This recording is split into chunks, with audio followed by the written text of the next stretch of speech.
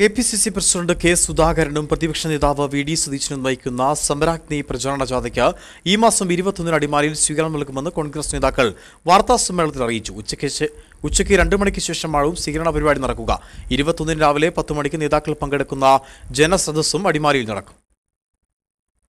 KPCC president K സുധാകരനും പ്രതിപക്ഷ നേതാവ് വി.ഡി. സതീശനും നയിക്കുന്ന സമരാഗ്നി പ്രചാരണ ജാഥ 21 അടിമാലിയിലെത്തും. ഉച്ചയ്ക്ക് 2 മണിക്ക് ശേഷമാണ് സ്വീകരണം നടക്കുക.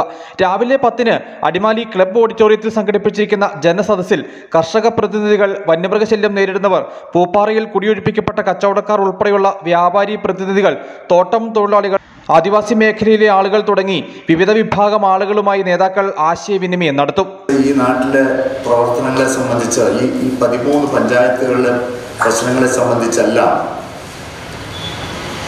ആ ജനസദസ്സിൽ ചർച്ചാ വിഷയമാക്കാവുന്നതാണ്. ബഹുമാനപ്പെട്ട KPCC പ്രസിഡന്റും പ്രതിപക്ഷ നേതാവും അതുമായി ബന്ധപ്പെട്ട് നിങ്ങൾക്ക് അദ്ദേഹത്തോട് സംവാദിക്കാനും അവസരമുണ്ടാകും.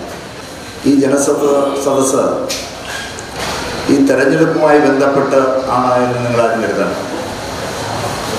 തെരഞ്ഞെടുപ്പ് മാത്രമല്ല കോൺഗ്രസിനെ സംബന്ധിച്ച് ഒരു പ്രശ്നം. സാധാരണക്കാരൻ്റെ കാര്യങ്ങൾ വിശദീകരിക്കാനും പഠിക്കാനും ഒരു പ്രതിപക്ഷ നേതാവും അതുപോലെ തന്നെ ബഹുമാനായ KPCCയുടെ പ്രസിഡന്റ് കെ സുധാകരനും പങ്കെടുക്കുമ്പോൾ ഈ പങ്കെടുക്കുന്ന വേദിയിൽ രാവിലെ മുഴുവൻ ആളുകളും, അതായത് നേതാക്കന്മാരെല്ലാമായിട്ടുള്ള ആളുകൾ പങ്കെടുക്കണമെന്ന് ഞങ്ങൾ അഭ്യർത്ഥിക്കുകയാണ്. 2 മണിക്ക് അടിമാലിയിൽ 3 കേന്ദ്രങ്ങളിൽ നിന്ന് പ്രകടനം ആരംഭിക്കും. വാദ്യമേളങ്ങളും പരമ്പരാഗത കലാരൂപങ്ങളും അണിനിരക്കും. മൂന്നാർ, അടിമാലി, ഉടുമ്പൻചോല ബ്ലോക്ക് കമ്മിറ്റികളിലെയും കൊന്നത്തടി, കഞ്ഞിക്കുഴി മണ്ഡലം കമ്മിറ്റികളിലെയും പ്രവർത്തകർ പരിപാടിയിൽ പങ്കെടുക്കും.